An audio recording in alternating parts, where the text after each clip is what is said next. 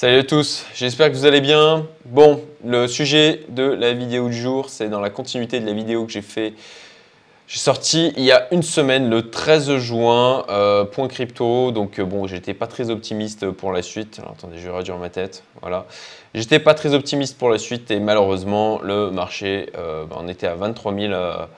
On était à 23 000 $ et bon, ça a continué de dévisser assez violemment jusqu'à toucher donc les 17 000 ce week-end. Bon, on va l'utiliser parce qu'il n'y avait pas énormément de liquidité non plus, de volume, pardon, pas énormément de volume.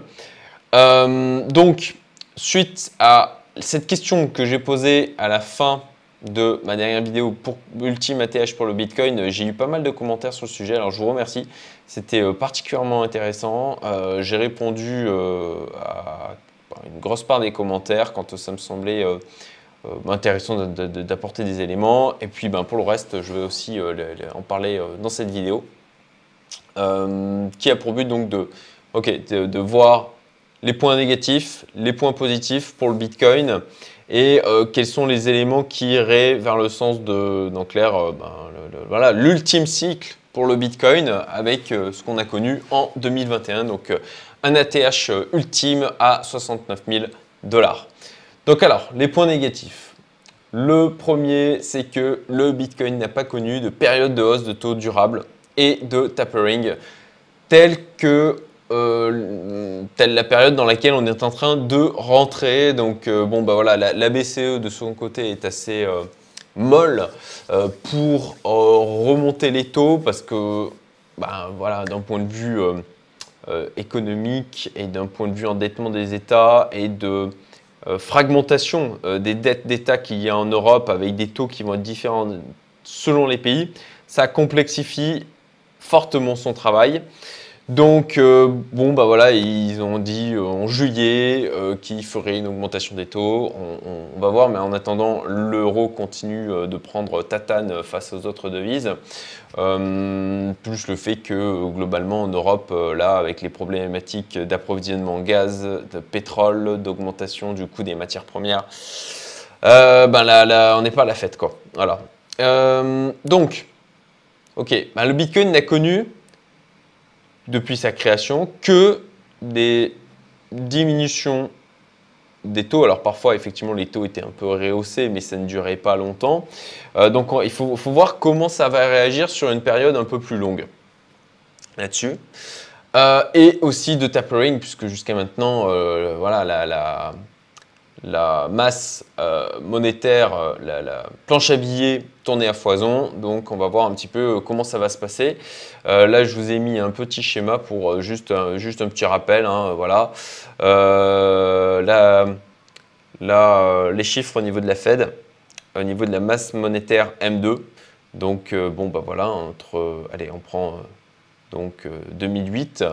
2008, on était à 7 965 et nous sommes à 21 000, voilà, 800 à peu près. C'est une augmentation juste titanesque. Le Bitcoin et les cryptos dans leur ensemble restent classés dans les actifs à risque. Là-dessus, voilà, on a envie que le Bitcoin soit une réserve de valeur. Mais il reste traité comme un actif à risque avec, dans des périodes comme celle-ci, les gens qui se dérisquent et qui sortent du coup des cryptos, du Bitcoin. Il ne joue donc pas son rôle de protection et il a été largement privilégié. Le dollar a largement été privilégié au Bitcoin, d'ailleurs même à l'or actuellement. Je ferai d'ailleurs une autre vidéo sur le sujet, sur pourquoi l'or n'a pas plus monté. Je reste haussier sur celui-ci, j'en reparlerai. Le dollar qui donc est privilégié au Bitcoin pour sa flexibilité et sa liquidité, puisque ça reste quand même la devise mondiale la plus utilisée, la devise de référence.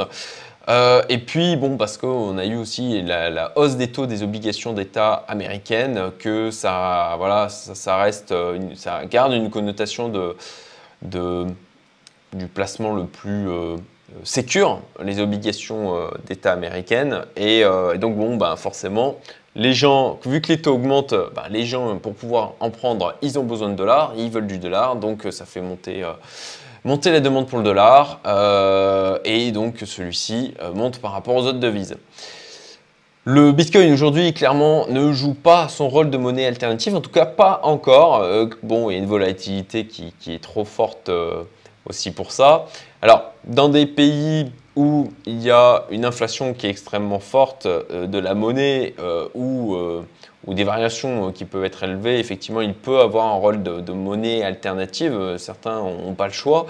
Quand on n'a pas accès du tout au système bancaire. Effectivement, le Bitcoin, parce qu'il faut se rappeler, hein, il y a une bonne grosse part de la population. Alors, je ne veux pas dire de bêtises, donc je n'ai plus les chiffres exacts en tête, mais c'est une énorme part de la population mondiale qui n'a pas accès au système bancaire. Et ben, le Bitcoin, les cryptos, représentent une alternative par rapport à ça. Toujours dans les points négatifs, le précédent ATH qui a été cassé, hein, ça date donc de ce week-end, et ça c'est dans le narratif global au niveau du Bitcoin sur le fait que chaque cycle a amené le Bitcoin plus haut. On a eu un cycle là qui a surpris tout le monde. C'était d'ailleurs mon postulat dont je parlais l'année dernière en disant voilà, ça serait tellement parfait qu'il reparte, qu'il fasse un nouvel ATH, que derrière, bim, il requête tout le monde, quoi. Et ils surprennent tout le monde comme ça. Sauf que je me suis moi-même fait surprendre. Au final, mon scénario était bon. C'était mon scénario principal. Sauf que ce que je n'avais pas imaginé, c'est qu'il fasse juste un petit ATH de plus. Et en fait, rétrospectivement, c'était tellement parfait pour piéger tout le monde. Voilà. De faire juste un petit ATH supplémentaire par rapport à celui je crois que c'était en avril 2021. Et puis derrière, il dévisse, quoi. Voilà. Donc, le marché, hein, faut se le rappeler, il est là pour piéger un maximum de personnes. Donc voilà, là, les 20K, on est descendu en dessous. Donc, le précédent ATH du cycle précédent a été cassé. Et donc, on a de nouveau quelque chose d'assez… un cycle qui est différent et qui va aussi avec des conditions au niveau de la finance traditionnelle, au niveau de l'économie globale, qui sont aussi différentes. Et puis, il reste… ça, c'est quelque chose qui est toujours présent, le risque d'interdiction par les plus grosses économies du monde du Bitcoin. Alors, est-ce qu'ils pourront réellement empêcher les transactions ? Non, jamais complètement, clairement. Donc, ça ne signera pas pour moi la mort du Bitcoin. On se rappelle aussi des États-Unis qui avaient interdit la détention d'or. Ils peuvent faire ce genre de choses. Ensuite, est-ce que c'est pas parce qu'ils interdisent la détention que ça veut dire qu'il n'y aura plus personne qui en aura?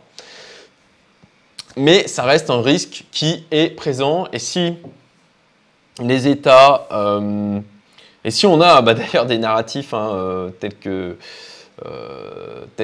qu'actuellement, alors j'ai prévu d'en parler, un peu plus loin, me semble-t-il, au niveau du mind mapping, mais voilà, le cher président de la France, Macron, qui parle d'économie de guerre. Oh là là là, ça pue tellement, les amis. Économie de guerre, ça veut dire de contrôle des capitaux, contrôle de la monnaie, contrôle d'échange, ça veut dire des restrictions, ça veut dire des quotas, ça veut dire de la nationalisation, ça veut dire de l'intervention de l'État à tort et à travers, et puis aussi ça veut dire que les efforts de l'ensemble de la nation sont concentrés sur la guerre, en fait, et au détriment, bien sûr, de tous les autres besoins du peuple. Donc, voilà, on continue dans ce narratif qui est installé. Et d'ailleurs, je fais un crochet par rapport à ça, mais un des moyens de combattre l'inflation quand effectivement on n'a pas la possibilité de rehausser les taux, en fin de compte, c'est de bloquer les demandes. si on réduit drastiquement la demande, bon, ben, on vient casser l'inflation. Et quoi de mieux pour ça qu'effectivement d'instaurer de l'économie de guerre, d'instaurer par ce biais des quotas. Est-ce que ça sera voilà, le narratif de la guerre Ukraine? Est-ce que ça sera le narratif de ce qui pop en ce moment? On n'a plus que 3 ans pour inverser les choses, ni pour le climat, sinon c'est la fin de l'humanité. Et ça aussi, c'est un extrêmement bon prétexte. Alors je ne dis pas que c'est vrai, je ne dis pas que c'est faux, mais je trouve que c'est bien à propos, effectivement, pour instaurer des limitations supplémentaires. Et puis pareil pour certaines maladies qu'il y a eu ces dernières années. Bon, voilà. Donc, bon, tout ça, effectivement, ça ne vient pas... Alors, oui, voilà. Ce que je voulais dire, c'est que est-ce que dans cette continuité, ils ne peuvent pas aussi justifier la mise en place de restrictions fortes sur l'utilisation des cryptos, en tout cas de peut-être même interdire l'utilisation notamment du Bitcoin. C'est néanmoins aussi un point positif, voilà. Un point positif pour le Bitcoin parce que qui dit tout le narratif que j'ai évoqué précédemment, le Bitcoin à la base, alors c'était ça que j'avais mis en lien, voilà, économie de guerre, le Bitcoin a été créé aussi justement pour cet aspect liberté, le fait d'avoir cette décentralisation, le fait de pouvoir accéder à un système d'échange, de conservation de valeur, alors qui n'est pas parfait bien sûr, alternatif et qui ne soit inarrêtable en fin de compte. Et je ne vois pas aujourd'hui comment il pourrait arrêter le réseau Bitcoin. Et ça, c'est un élément pour moi qui est positif au final, tout ce que j'ai évoqué avant, puisque c'est une possibilité d'aller justement vers le Bitcoin pour échapper à toutes ces décisions qui, pour moi, sont hautement liberticides. Utilisation abusive des monnaies fiat et inflation à foison ou stagflation, voilà. Ça, c'est le narratif du Bitcoin là aussi. Il a été créé pour offrir une alternative, alors c'est en liaison avec le point d'avant, aux banques centrales, aux monnaies fiat qui sont complètement manipulées par les banques centrales, encore une fois. Je vous montre la masse monétaire M2, voilà. Je crois que ça parle tout seul, voilà, il n'y a pas besoin de commenter plus. Donc une augmentation énorme de la quantité de monnaie qui est en circulation.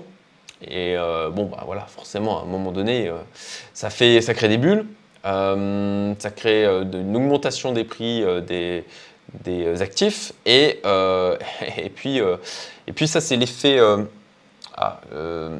je crois que c'est Cantillon, je ne veux pas dire de bêtises, avec cet effet de ruissellement où c'est d'abord quand il y a comme ça la planche à billets. Je vais faire une vidéo d'ailleurs là-dessus, où on a la planche à billets qui tourne et puis c'est d'abord ceux qui sont le plus proches de la planche à billets, donc de tout ce qui est bourse, etc., qui prennent de la valeur et puis ça ruisselle ensuite pour aller jusque dans l'économie globale et ça crée de l'inflation.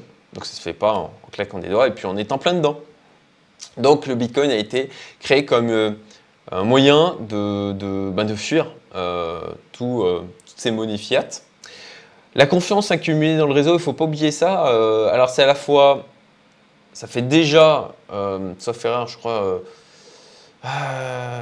désolé, je n'ai pas les dates exactes en tête, mais je crois que ça fait, il est âgé de Bitcoin, âge, voilà, je fais une recherche rapidement pour ne pas être sûr de pas dire de bêtises, 13 ans, 2009, voilà, 13 ans, donc ça fait déjà 13 ans que ça tourne bien. Il y a eu quelques couacs au tout début, mais franchement, la beauté de ce code qui a été mis en place. Donc, on a de la confiance aussi qui s'est créée au fur et à mesure du temps, et c'est pour ça aussi que le Bitcoin augmente au fur et à mesure du temps. Ça fonctionne, ça tourne, ça permet de faire des transactions. C'est pas parfait, mais on a aussi le Lightning Network qui progresse. Donc là, je vous ai pris un article qui en parle. Donc c'est un article qui commente donc un rapport qui a été sorti par Arcane sur l'évolution du Lightning Network en avril 2022. Et globalement, bon, on voit qu'il y a une augmentation de son utilisation. Voilà, il y a à peu près il y a plus de 100 000 utilisateurs qui ont eu accès au Lightning, à des paiements via le Lightning Network last summer, l'été dernier. En mars 2022, nous estimons que plus de 80 millions de personnes ont eu accès au Lightning, à des paiements via le Lightning Network, Lightning Payments, sur des applications installées. Voilà. Donc bon, voilà, le graphique est assez parlant en soi. Et puis de la même manière, vous avez le lien vers l'article si ça vous intéresse et aussi vers Arcane si vous voulez aller regarder directement donc le rapport et le télécharger. Donc, ah oui, voilà, j'ai pas fini, pardon. La finance traditionnelle, qui continue de s'intéresser à cette typologie d'actifs. Dernièrement, j'ai échangé avec un des cofondateurs de Arcane Capital. C'était assez intéressant. D'ailleurs, il va intervenir dans ma communauté privée pour venir nous expliquer. Lui, il est dans la finance traditionnelle depuis longtemps et il va nous expliquer un peu ce qui se passe au niveau de la finance traditionnelle et comment il voit la crypto, qu'est-ce qui est en train de se produire avec les institutionnels. J'ai échangé avec lui pendant bien 1h30, 2 heures la dernière fois et c'était assez intéressant de voir effectivement que il y a de la demande de la part des institutionnels et professionnels. C'est plus long forcément puisque ce type d'entreprise doit être ultra, voilà, c'est ultra régulé, ils sont en France en plus de ça. Donc là, ils ont obtenu le PSAN. Et puis, bon, ils mettent en place des produits qui sont assez simples, mais où les institutionnels et certains fonds ne peuvent pas y accéder, ne peuvent pas acheter directement du Bitcoin et Ethereum. Ils doivent passer par ce type de fonds en fait pour pouvoir le faire et avec de la régulation, etc. Et puis bien sûr des frais qui sont associés. Point positif, manipulation. Ça reste un marché qui est suffisamment petit au final pour pouvoir se faire manipuler. Et il n'y a toujours pas assez de régulation, ce qui fait que les manipulations continuent. Et ça, pour moi, c'est un point positif parce que je crois, peut-être à tort, peut-être à raison, en tout cas c'est ma croyance, que ceux qui ont la capacité de manipuler le marché ont tout intérêt à relancer, à reproduire. Alors il faudra du temps, effectivement, là il faut laisser plusieurs trimestres, voire plusieurs années pour que les gens psychologiquement, émotionnellement se remettent de ça et puis pour avoir la capacité d'amener du sang neuf dans l'écosystème crypto. Et ils ont tout intérêt effectivement à un moment donné relancer un bull run pour faire de l'argent, voilà, à attirer du petit porteur. Et puis c'est un drawdown, un niveau de drawdown qui a été déjà vu. Alors effectivement on est allé moins loin que ce que l'escomptait un certain nombre de personnes. Par contre, effectivement, voilà, on a eu, ça c'est un drawdown, le drawdown que l'on a actuellement qui est d'ailleurs, alors je vais retourner sur le BTC, je vais aller au plus bas, voilà, je vais tracer ça rapidement. Voilà. Ok, donc approximativement ici, et donc on a eu moins, ouais, dans les moins 73, moins 74%. Bon, on a eu pire. On a eu pire. Regardez, voilà, ça c'est un truc que j'ai trouvé simplement en cherchant sur internet, qui est un joli petit schéma. Donc moins 86%, moins 83%. Donc, bon, écoutez, moins 74%, voilà, on reste dans quelque chose qu'on a connu. Est-ce que ça ne peut pas aller encore plus bas que moins 86%?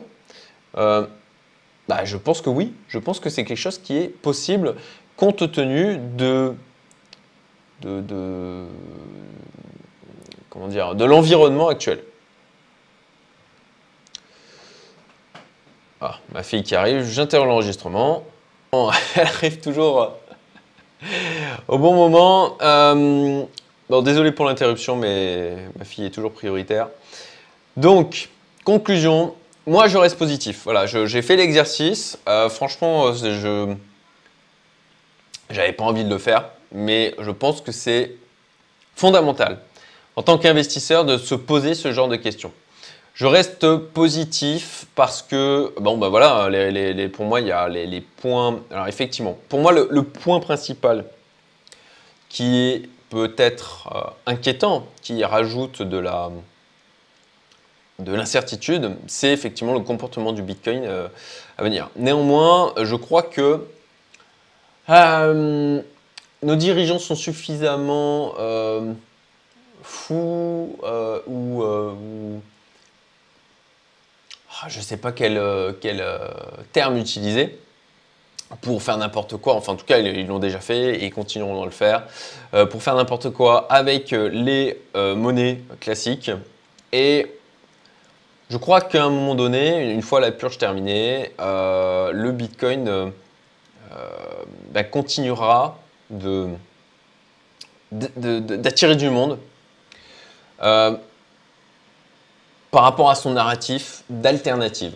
Voilà. En tout cas, moi, c'est le pari que je fais. Qui plus est, même si aujourd'hui les prix se cassent violemment, descendent très fortement, l'écosystème crypto continue à croître. On continue d'avoir des choses. Alors, bien sûr, il y a de la purge, hein, donc il y a des projets qui ne tenaient pas la route. Typiquement, voilà, on a eu Terra Luna, on a eu Celsius, et puis il y en a d'autres là, des fonds qui font faillite, d'autres projets qui partent en cacahuète. Donc ça, c'est nécessaire. C'est nécessaire dans un écosystème qui est jeune, qui se construit. Voilà, les canards boiteux sont éliminés. Mais une fois qu'on aura terminé cette purge, on a quand même un écosystème crypto qui, globalement, continue de croître. Et de l'investissement du côté private equity continue à se faire. Donc, je reste positif sur l'avenir. Je crois que c'est très très bien que là, le Bitcoin ait pris à contre-pied tout le monde. Notamment avec ce fameux chiffre des 100K que tout le monde visait. Que du coup, pour ma part, je ne visais pas.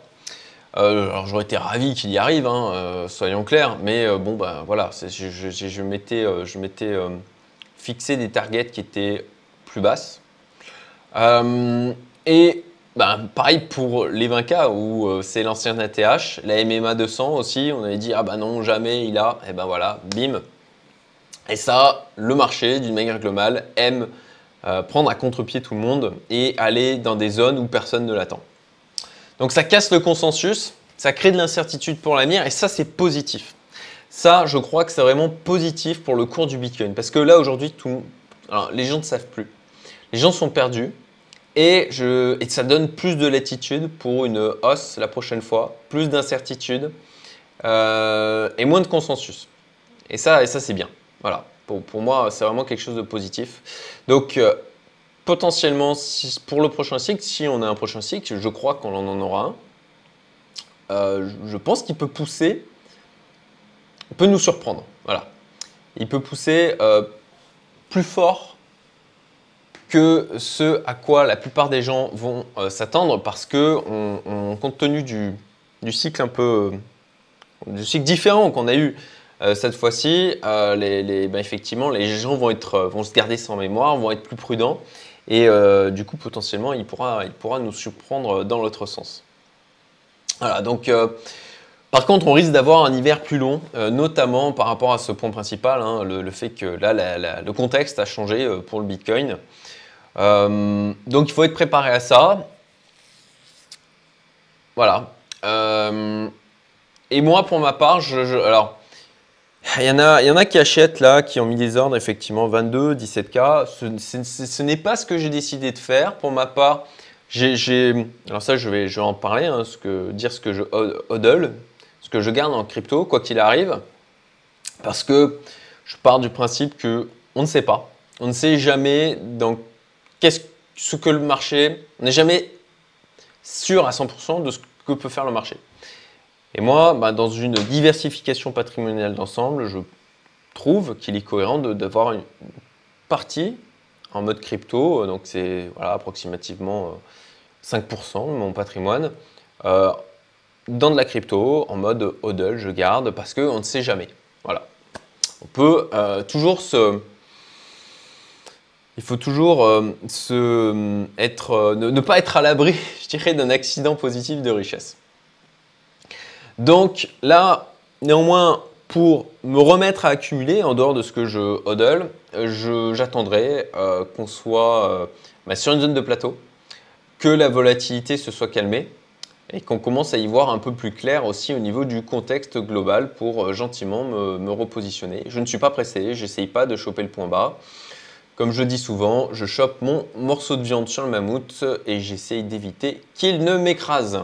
Alors ce que je hodl, bon rien d'extraordinaire là-dessus. Du Bitcoin, de l'Ethereum, du XRP.